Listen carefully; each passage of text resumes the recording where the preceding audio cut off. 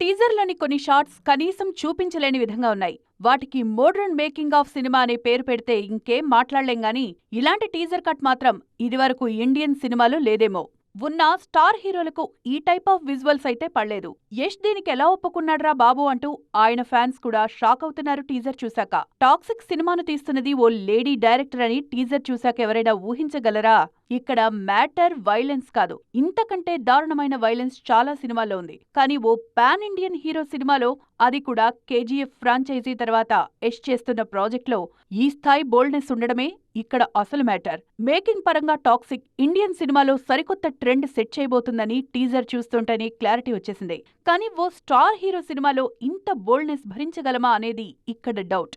ఇదొక్కటే కాదు, సందీప్ రెడ్డి వంగ యానిమల్ సినిమాలోనూ ఓవైపు బోల్డ్ సీన్స్ ఉన్నా మరోవైపు వైలెన్స్ నెక్స్ట్ లెవెల్లో ఉంటాయి. ఆయన ఆడియన్స్ ఫుల్ మార్క్స్ వేశారు. ఈ మధ్య ఇండియన్ సినిమాలో వైలెన్స్ విత్ బోల్డ్నెస్ కొత్త ట్రెండ్గా మారిపోయింది. కొందరు మితిమీరిన వైలెన్స్ తో వస్తుంటే మరికొందరు బోల్డ్నెస్ లోనూ శృతి మించుతున్నారు. టాక్సిక్ వాటన్నింటినీ దాటేసింది.